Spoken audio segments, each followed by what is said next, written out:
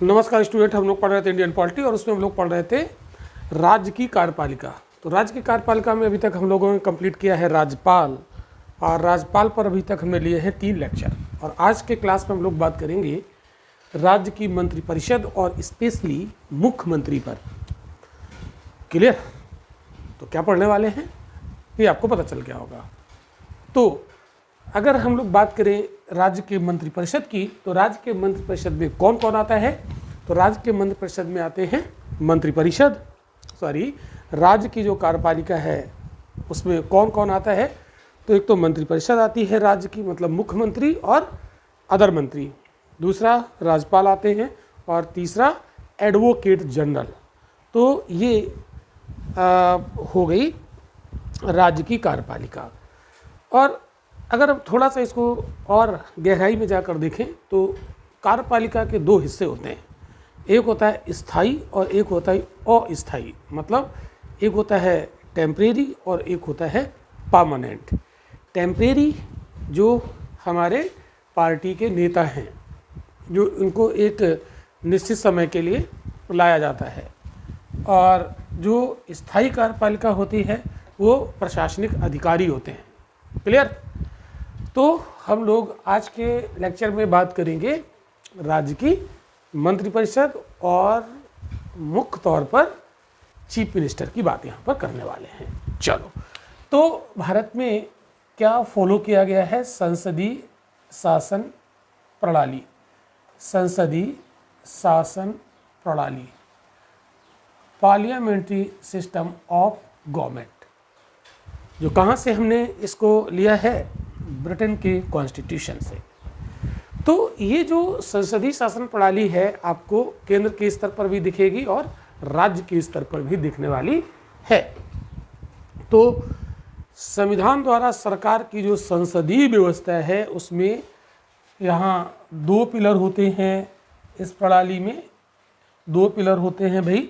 एक होते हैं राज्यपाल और दूसरे होते हैं मुख्यमंत्री। मुख्यमंत्री, इसको हम लोग चार्ट और ग्राफ के माध्यम से चीज़ों को समझेंगे ताकि आपके दिमाग में इसका पिक्चर बन जाए। तो इसमें जो संसदीय शासन प्रणाली होती है हम आपको बहुत बार बता चुके हैं। और क्या इसकी विशेषता होती है? इसमें जो सत्ता के 2 पिलर आपको दिख रहे हैं, इनमें से एक होता है केवल नॉमिनल हेड यानी कॉन्स्टिट्यूशनल हेड या रिटन हेड, और दूसरा होता है रियल हेड। तो यहाँ पर जो राज्यपाल होंगे ये होंगे संवैधानिक प्रमुख। क्या होंगे? संवैधानिक प्रमुख। और जो मुख्यमंत्री होंगे ये होंगे वास्तविक प्रमुख।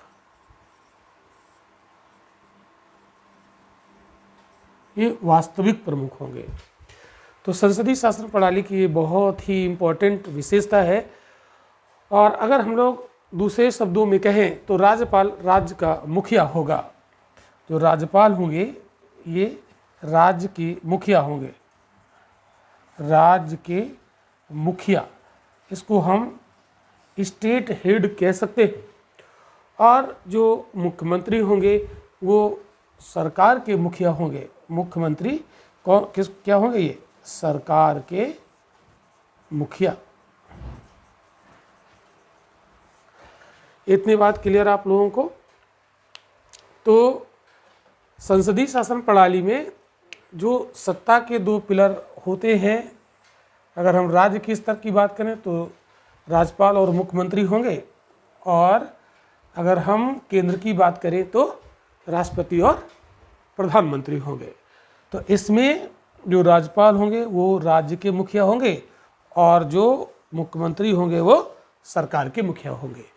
इतनी बात आप लोगों को क्लियर है?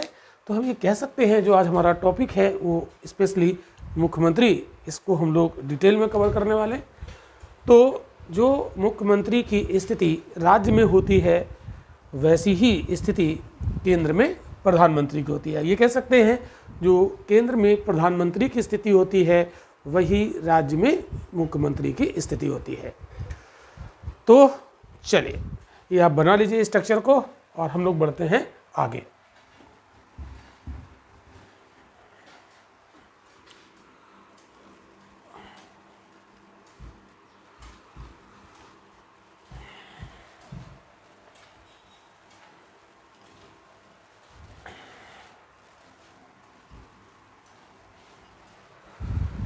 तो बात करते हैं हम लोग पूरी मंत्रिपरिषद की। तो मंत्रिपरिषद का अगर हम लोग स्ट्रक्चर देखें तो इसका स्ट्रक्चर आपको दिखेगा सीएम और प्लस अन्य मंत्री। क्लियर इतनी बात। तो भारत में राज्यपाल मुख्यमंत्री को नियुक्त करेंगे और फिर मुख्यमंत्री की सलाह से, मुख्यमंत्री की रिकमेंडेशन से ये अन्य मंत्रियों की नियुक्ति करेंगे। तो संविधान में मुख्यमंत्री की नियुक्ति और उसके निर्वाचन के लिए कोई विशेष प्रक्रिया का वर्णन नहीं। एक चीज़ मैंने क्या बोला, ध्यान से समझना। ये जो मुख्यमंत्री महोदय हैं, संविधान में मुख्यमंत्री की नियुक्ति और निर्वाचन के लिए कोई विशेष प्रक्रिया का वर्णन नहीं है। तो इनकी संविधान में सीएम की नियुक्ति और उनके निर्वाचन से संबंधित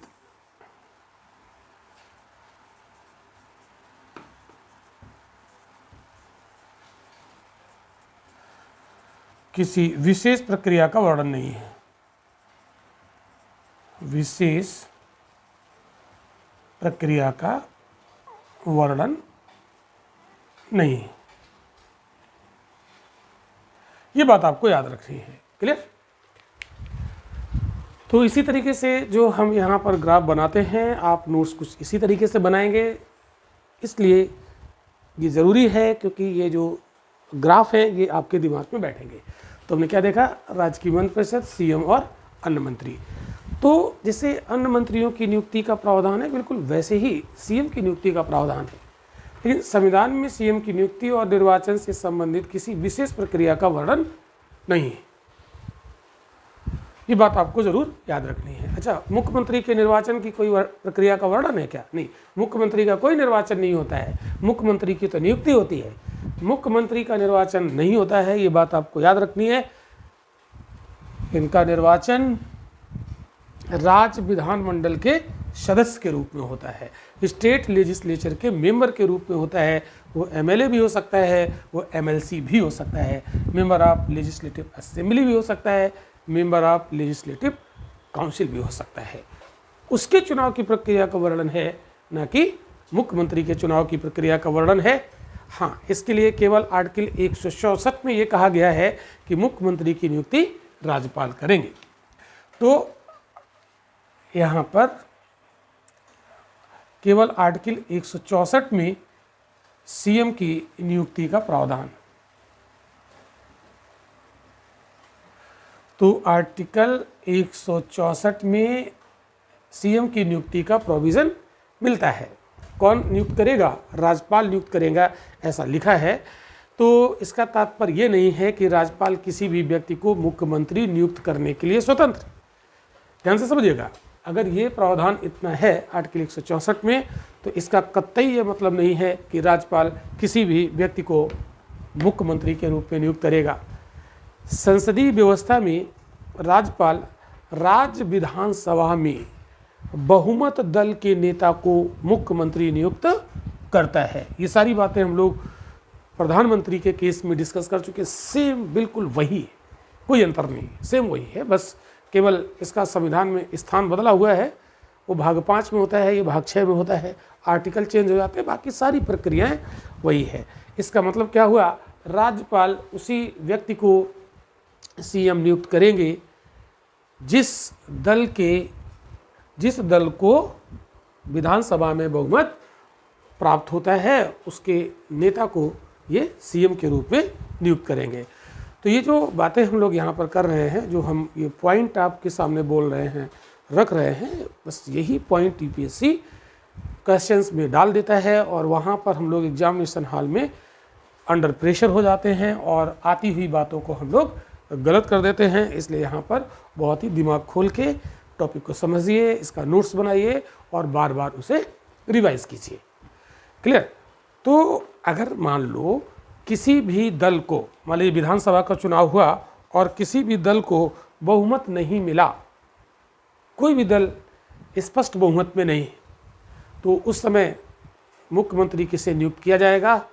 तो ये हमने आपको जब राज्यपाल पढ़ाया था तो उनकी शक्ति में जो कार्यकारी शक्ति आपको बताई थी, उसमें ये बात हमने बताई थी। वही बात है, बातें वही हैं, बस टॉपिक बदला है और कुछ नहीं है। तो अगर मान लो यहाँ पर मैं लिखता हूँ एक सिचुएशन है, इस जगह लिखता हूँ, एक ऐसी परिस्थिति है, क्या है, यदि विधानसभा के चुनाव में किसी भी दल को पूर्ण बहुमत नहीं मिला,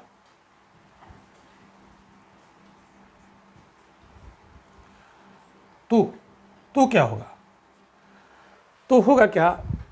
तो इस समय राज्यपाल अपने बुद्धि और विवेक का प्रयोग करेंगे। यानी यहाँ पर राज्यपाल अपनी जो डिस्क्रिशनरी पावर है उसका यूज़ करेंगे और जिसे चाहेंगे उसे सीएम के रूप में अपॉइंट करेंगे। हाँ, लेकिन उसके सामने एक शर्त रखी जाएगी कि वो 1 महीने के अंदर विधानसभा में अपनी बहुमत को प्राप्त करेगा, हासिल करेगा, नहीं तो 1 महीने बाद उसकी सरकार गिर जाएगी। तो ज़्यादातर राज्यपाल ऐसी स्थिति में उस पार्टी को इनवाइट करेंगे। बहुमत किसी को नहीं मिला, लेकिन बहुत सारी पार्टियों ने चुनाव लड़ा, लेकिन बहुमत मेजॉरिटी नहीं मिला, बट उनमें से कोई तो ऐसी पार्टी होगी जो सबसे आगे होगी, सबसे बड़ा पार्टी होगा विधानसभा के चुनाव में, उसी को ये जनरली बुला लेंगे और कहेंगे कि ठीक है, आप सरकार बनाइए और आपके जो लीडर हैं आपकी पार्टी के, उनको हम सीएम के रूप में अपॉइंट करते हैं और आपको मैं एक टाइम देता हूँ, 1 महीने के अंदर आपको बहुमत हासिल करना पड़ेगा, अदरवाइज आपकी सरकार आगे कंटिन्यू नहीं हो पाएगी।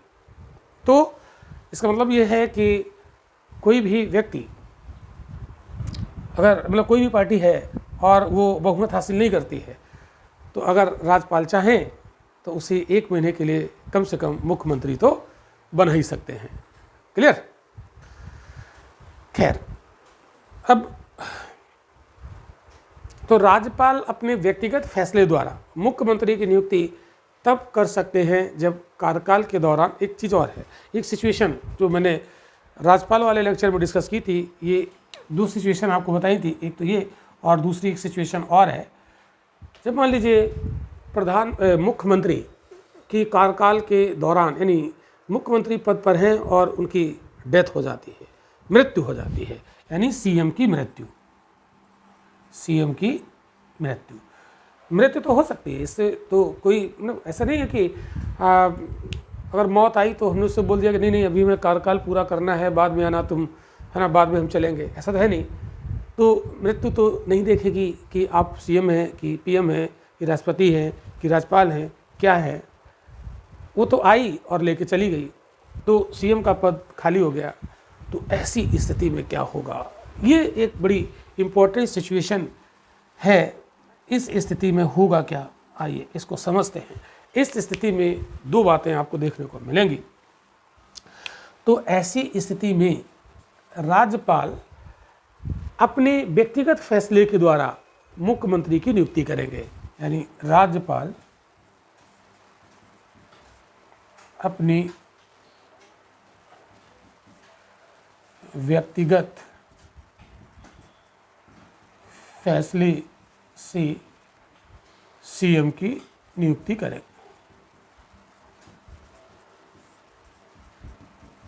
सीएम की नियुक्ति करेंगे। तो ऐसे क्वेश्चन स्टेटमेंट बना के पूछ दिए जाते हैं यूपीएससी में, आपको ज़रूर इन पर नज़र डालनी है, इस पर ध्यान देना है और बहुत ध्यान से इसको पढ़ना है। तो अब यहाँ पर एक चीज़ और है, एक यहाँ पर हम और कंडीशन यहाँ पर जोड़ेंगे। सीएम की जैसे मृत्यु हो जाए और कोई उत्तराधिकारी तय ना हो, है ना, यहाँ एक चीज़ और जोड़ दो, और उसका कोई उत्तराधिकारी तय ना हो।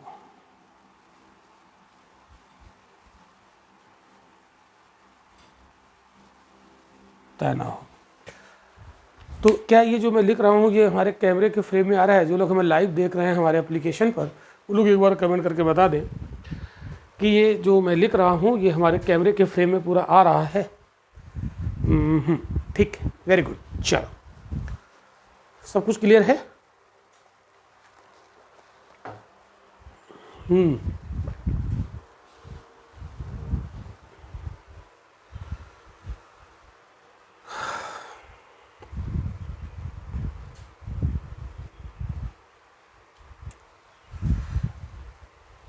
ठीक, क्लियर। देखो, तो इस चीज़ को समझो जरा ध्यान से। सीएम की डेथ हो गई, मतलब जो पार्टी बहुमत में थी उसी का सीएम था, सीएम की डेथ हो गई, तो उस पार्टी के जो लोग हैं वो अपनी पार्टी में से किसी एक को उत्तराधिकारी के रूप में सामने ले आए, तो राज्यपाल उसी को सीएम नियुक्त कर देंगे। लेकिन अगर सीएम की मृत्यु हो जाए और सत्ताधारी पार्टी यानी जो रूलिंग पार्टी है वो किसी को उत्तराधिकारी के रूप में आगे नहीं करते हैं, नाम नहीं देते हैं, तो फिर राज्यपाल अपने व्यक्तिगत फैसले से सीएम की नियुक्ति करेंगे। अब आपके दिमाग में बात आ रही होगी कि किसी दूसरी पार्टी के सीएम को नियुक्त करते, नहीं, उसी सत्ताधारी दल, क्योंकि जो बहुमत में तो वही है ना, उसका सीएम एक्सपायर हो गया और उस पार्टी ने किसी को उत्तराधिकारी के रूप में सुझाव भी नहीं दिया। अगर सुझाव दे देती तो फिर राज्यपाल उसी को अपॉइंट करते, लेकिन सुझाव नहीं दिया तो राज्यपाल अपने फैसले को, व्यक्तिगत फैसले से जिसको चाहेंगे उसे सीएम के रूप में अपॉइंट करेंगे। ये बात आपको क्लियर हो गई होगी, इस बात को आप लिख लीजिएगा बहुत ध्यान से। अब आप देखिएगा, अब अगली बात हम लोग यहाँ पर करते हैं मुख्यमंत्री की नियुक्ति से संबंधित। तो इसको मैं थोड़ा रब कर देता हूँ, ये मामला तो हो गया खत्म। अब हम लोग बात करते हैं सिचुएशन ये जो है, यदि विधानसभा के चुनाव में किसी भी दल को पूर्ण बहुमत नहीं मिला, अगर किसी भी दल को बहुमत नहीं मिला तो क्या होगा? देखो, तो जैसा कि अभी हमने आपको बताया कि राज्यपाल सामान्य तौर पर जो सबसे बड़ा दल होगा उसी को इनवाइट करेंगे कि आप अपनी सरकार बनाओ और हम आपके नेता को सीएम के रूप में अपॉइंट करते हैं। लेकिन एक चीज़ यहाँ पर ध्यान रखनी है, ऐसी स्थिति में संविधान में ऐसी कोई अपेक्षा नहीं है कि मुख्यमंत्री नियुक्त होने से पूर्व कोई व्यक्ति बहुमत सिद्ध करे। देखो, यहाँ से समझो, सबसे बड़े दल को सरकार बनाने के लिए आमंत्रित कर दिया गया। आमंत्रित कर देता है कौन? राज्यपाल। कर देता है कौन? गवर्नर। कहते भाई सरकार आप बना लो, लेकिन आपको हम 1 महीने का समय देते हैं, 1 महीने में आपको बहुमत हासिल करना पड़ेगा, नहीं तो फिर आपकी सरकार गिर जाएगी। तो संविधान में कहीं ऐसा नहीं लिखा है या कहीं ऐसा संविधान अपेक्षा नहीं करता कि मुख्यमंत्री नियुक्त होने से पूर्व कोई व्यक्ति बहुमत सिद्ध करे। कहते कि हम आपको मुख्यमंत्री के रूप में नियुक्त कर देंगे, बहुमत आप 1 महीने बाद सिद्ध करके दे दीजिएगा। क्लियर? ये बात मैं यहाँ पर बताना चाह रहा था। तो मुख्यमंत्री की नियुक्ति से संबंधित ये आप यहाँ पर प्रावधान देख रहे हैं। अभी यहाँ पर और भी बातें हैं, उनको भी हम लोग अभी डिस्कस करेंगे टाइम। ठीक है, तो राज्यपाल उसे, मतलब राज्यपाल पहले उसे बतौर मुख्यमंत्री नियुक्त कर सकता है और फिर एक उचित समय के भीतर बहुमत सिद्ध करने को कह सकता है। वो उचित समय क्या होता है आपको मैंने कई बार बताया, वो उचित समय क्या होता है? 1 महीना। ठीक है, चलो अब हम लोग बात करते हैं और आगे। अब जैसे मान लो कि कोई व्यक्ति है, कोई व्यक्ति वो चुनाव लड़ा विधानसभा का, कोई व्यक्ति विधानसभा का चुनाव लड़ा, विधानसभा का चुनाव लड़ा, वो ध्यान समझना, बट हार गया, बट वो हार गया। तो अब मेरा क्वेश्चन यहाँ ये है, क्या इस हारे हुए व्यक्ति को मुख्यमंत्री के पद पर नियुक्त किया जा सकता है? जी हाँ, ध्यान से सुनिए सभी बच्चों। क्या ये हारा हुआ व्यक्ति, इसे गवर्नर महोदय मुख्यमंत्री के रूप में नियुक्त कर सकते हैं? मेरा क्वेश्चन ये है। तो जवाब ये है इस क्वेश्चन का कि हाँ, नियुक्त किया जा सकता है। अब आप कहेंगे सर ऐसे कैसे हो सकता है, हारा हुआ व्यक्ति सीएम बन जाएगा? हाँ, बन जाएगा। तो देखो, हार गया, फिर भी राज्यपाल उसे सीएम के रूप में नियुक्त कर सकते हैं, नियुक्त कर सकते हैं। मजेदार बात है। हाँ, लेकिन शर्त है, यहाँ पर शर्त है भाई। शर्त ये है कि उसे कहीं ना कहीं से 6 महीने के अंदर मेंबर ऑफ लेजिस्लेचर बनना पड़ेगा। यानी उसे 6 महीने के भीतर विधानमंडल का सदस्य बनना पड़ेगा, विधानमंडल का सदस्य यानी विधायिका का सदस्य बनना पड़ेगा। अब ये बड़ी इंटरेस्टिंग बात है। हार गए फिर भी सीएम बनने का मौका मिलेगा, हारने के बाद भी सीएम बनने का मौका मिलेगा। अब समझ लो, अगर आपकी अच्छी थोड़ी सी इमेज है राज्यपाल के नज़रों में, तो राज्यपाल अपने व्यक्तिगत बुद्धि और विवेक से आपको सीएम बना सकते हैं, भले ही आप चुनाव हार जाएं। तो लेकिन राज्यपाल मतलब क्या शर्त है, 6 महीने के भीतर कहीं ना कहीं से आपको उपचुनाव जीतना पड़ेगा और आपको सदस्यता ग्रहण करनी पड़ेगी। कहाँ की? विधानमंडल की यानी लेजिस्लेचर की। चाहे विधान परिषद से आप सदस्य बने, चाहे आप विधानसभा से सदस्य बनकर आए। हाँ, आपको लगता है कि नहीं हमें सदस्य बनना ही नहीं है, तो इसके बावजूद भी आपको सीएम बना दिया जाएगा और 6 महीने तक आप सीएम के पद को एंजॉय कर सकते हैं। इसका मतलब ये है कि भारत में कोई भी व्यक्ति चुनाव लड़ जाए, हार जाए, और राज्यपाल की अगर मेहरबानी उस पर हो तो उसे वो सीएम बना सकते हैं और 6 महीने तक वो सीएम के पद को एंजॉय कर सकते हैं। और भले ही 6 महीने तक वो रहे, लेकिन इतिहास में तो उनका नाम लिखा जाएगा कि ये फला व्यक्ति सीएम था। सब लोग सीएम बनना कितना आसान है, कितना इजी।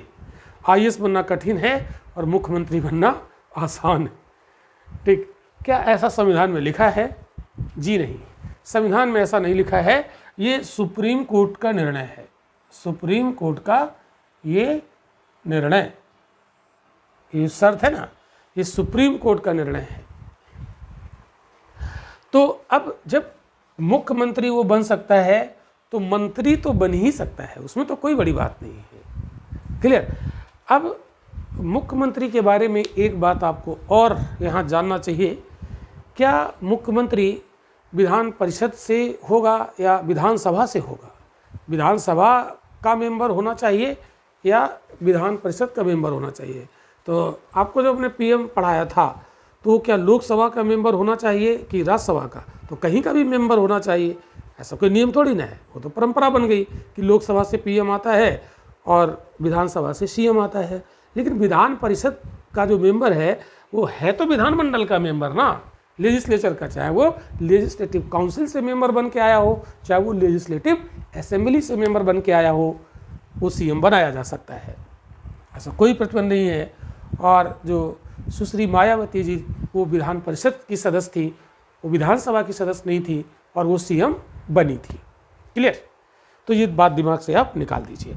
अब एक बात यहाँ पर हम आपको और बताना चाहेंगे जो बहुत ही इंटरेस्टिंग होगी, और ज़्यादातर लोग उसमें क्वेश्चन उसका गलत कर देते हैं।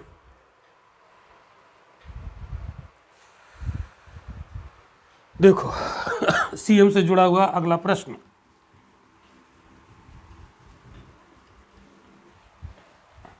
इसको मैं हटा देता हूँ। सीएम से जुड़ा हुआ अगला प्रश्न जो डिस्कस करने वाले हैं बड़ा ही इंटरेस्टिंग है और बड़ा ही कन्फ्यूजिंग है। अब देखो, जैसे ये थी मंत्रिपरिषद, फिर से हम यहाँ पर वही बनाएंगे, सीएम प्लस अन्य मंत्री, अन्य मंत्री, इन सभी को मिला के बनती है मंत्रिपरिषद। कहाँ की? राज्य की। राज्य की मंत्रिपरिषद बनी।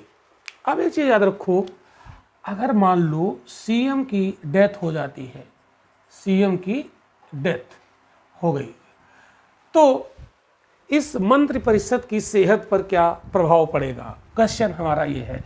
हेलो, ध्यान दो बच्चों, ध्यान से सुनो। अगर कोई सरकार बनी और सरकार के जो हेड हैं, सीएम यानी मंत्रिपरिषद के जो हेड हैं, उनकी हो जाती है डेथ, तो जब हेड की डेथ हो जाएगी तो ये मंत्रिपरिषद भी समाप्त हो जाएगी। तो इसका परिणाम क्या होगा? डेथ। परिणाम मंत्रिपरिषद भंग, समाप्त। मंत्रिपरिषद समाप्त, वो मंत्रिपरिषद समाप्त हो जाएगी, इसमें कोई दो राय नहीं। तो आपके दिमाग में बात आ रही होगी कि मंत्रिपरिषद जब समाप्त हो जाएगी तो दूसरी मंत्रिपरिषद बनेगी और दूसरी मंत्रिपरिषद के बनने के लिए नया चुनाव कराना पड़ेगा। ऐसा आपके दिमाग में बात आ सकती है। ध्यान रखिएगा, चुनाव कराने की आवश्यकता नहीं है। मंत्रिपरिषद की समाप्ति से, मंत्रिपरिषद समाप्त हुआ तो भी नए चुनाव की आवश्यकता नहीं होती। नए चुनाव की ज़रूरत नहीं, नए चुनाव की ज़रूरत नहीं। अब कहेंगे सर ऐसे कैसे? जी हाँ, ऐसे ही होता है। नया चुनाव कब होता है? नया चुनाव तब होता है जब विधानसभा भंग होती है। ध्यान रखिएगा, नया चुनाव तब होता है जब विधानसभा भंग होती है, ना कि मंत्रिपरिषद के समाप्ति से, मंत्रिपरिषद के विघटन से। मंत्रिपरिषद का विघटन हो जाए, नया चुनाव कराने की ज़रूरत नहीं है। ध्यान रखिएगा, यहाँ पर मैं नोट लिख देता हूँ, नोट लिखता हूँ। चुनाव विधानसभा के विघटन के बाद ही कराया जाता है। चुनाव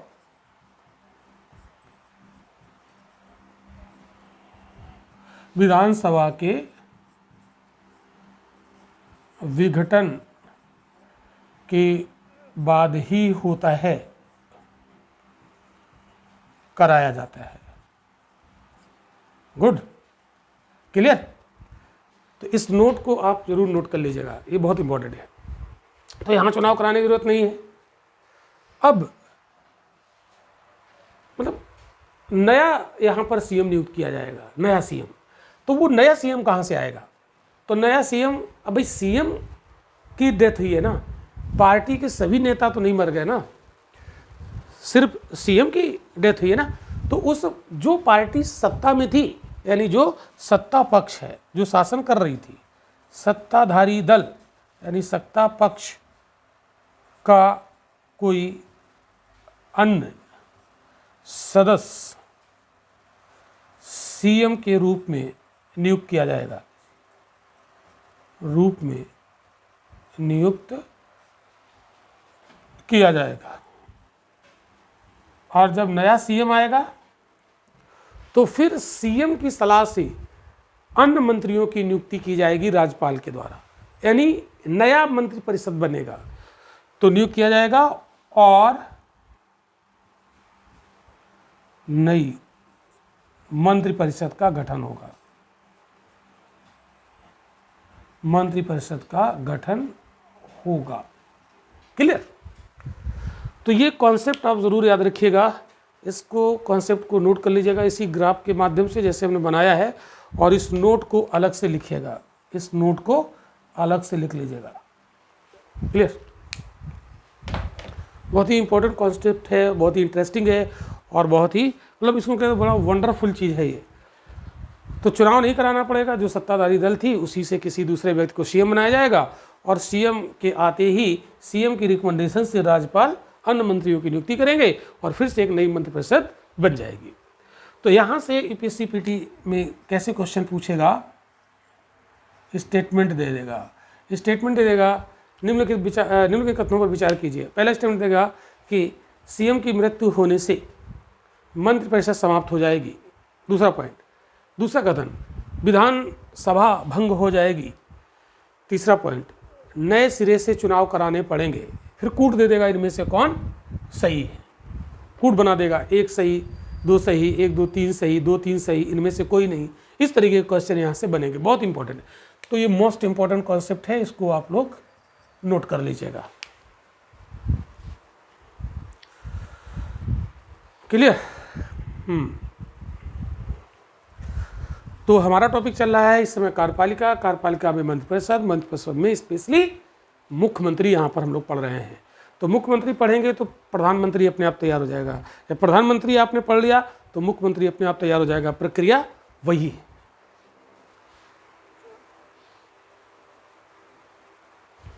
चलो इसको हम रब करते हैं और आगे बढ़ते हैं।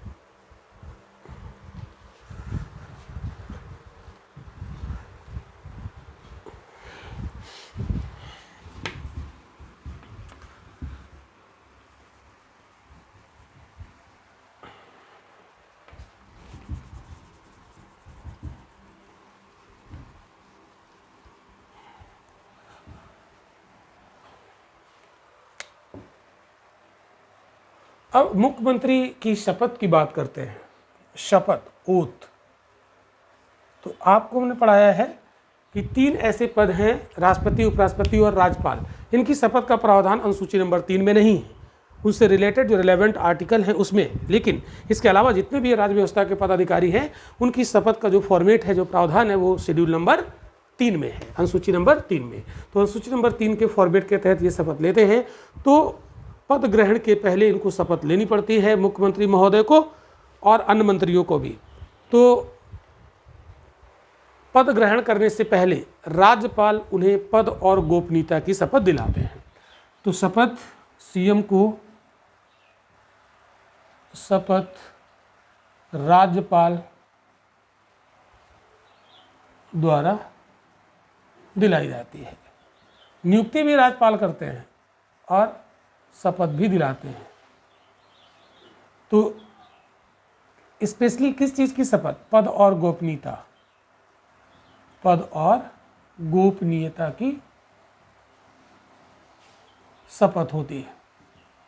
अपने पद की शपथ लेंगे और गोपनीयता की शपथ लेंगे, है ना, कि मुद्दों को गोपनीय रखेंगे। ऐसा नहीं है कि कोई बात पता चली और उसको सबको बता दिया तो चल गई सरकार, है ना। तो ये मुद्दों को गोपनीय रखेंगे, इसकी शपथ लेते हैं। अब शपथ में ये क्या बोलते हैं, उसका फॉर्मेट क्या है, एग्जैक्ट फॉर्मेट क्या है? तो एग्जैक्ट फॉर्मेट यहाँ पर आप देख सकते हैं। यहाँ पर ये 3-4 बातों बोलते हैं शपथ के दौरान। पहली बात बोलते हैं, मैं भारत के संविधान के प्रति सच्ची श्रद्धा और सत्यनिष्ठा रखूँगा। सच्ची श्रद्धा और सत्यनिष्ठा रखूँगा। किसके प्रति? भारत के संविधान के प्रति सच्ची श्रद्धा और सत्यनिष्ठा रखूँगा। भारत की प्रभुता और अखंडता को बनाए रखूँगा।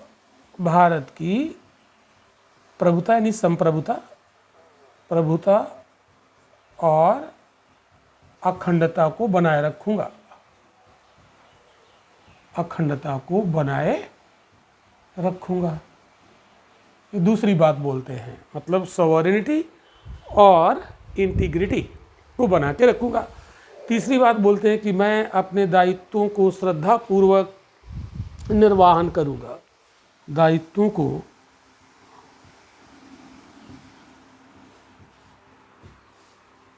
श्रद्धापूर्वक निर्वाहन करूँगा।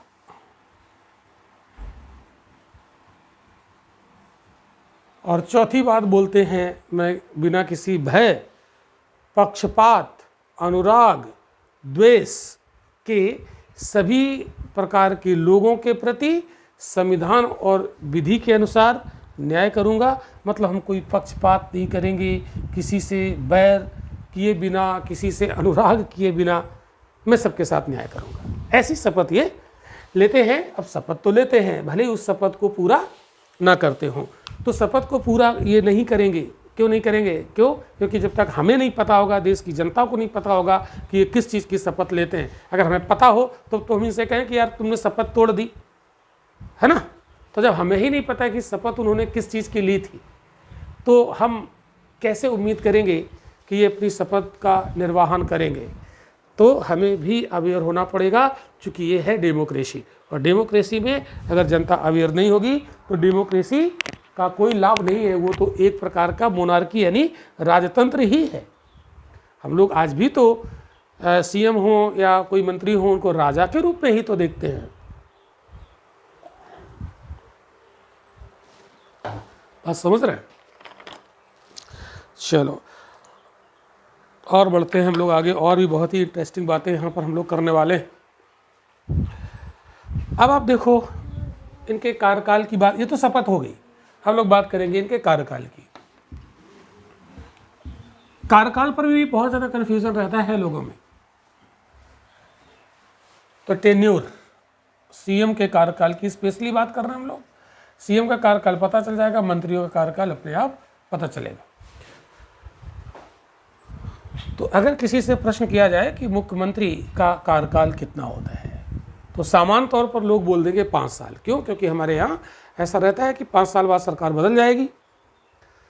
तो हम बोल देंगे कि मुख्यमंत्री का कार्यकाल 5 साल होता है। ये सामान्य बात है, ऐसा नहीं होता है। संविधान में कहीं नहीं लिखा है, ध्यान रखिएगा। और हमें वही आंसर देना है जो हमारे संविधान में लिखा है। तो संविधान में कहीं भी ये नहीं लिखा है कि मुख्यमंत्री का कार्यकाल 5 वर्ष होता है, कतई नहीं लिखा है। तो फिर क्या लिखा है? लिखा ये है कि मुख्यमंत्री राज्यपाल के प्रसाद पर्यंत पद धारण करते हैं। क्या लिखा हुआ है? सीएम राज्यपाल की प्रसाद पर्यंत, यहाँ लिखता हूँ,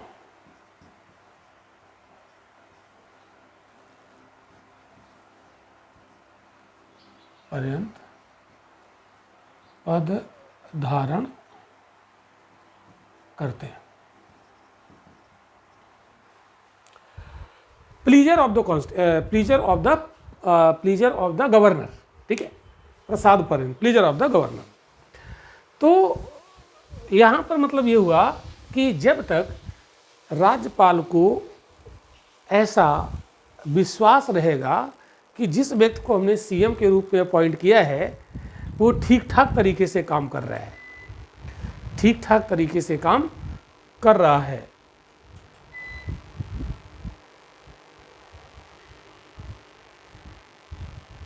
क्या हो गया, उसको गिरा दो, तो ठीक ठाक तरीके से काम कर रहा है, तब तक तो वो सीएम रहेंगे। और जिस दिन गवर्नर को ऐसा महसूस हुआ कि सीएम सही से काम नहीं कर रहे हैं, उस दिन राज्यपाल सीएम को हटा देंगे।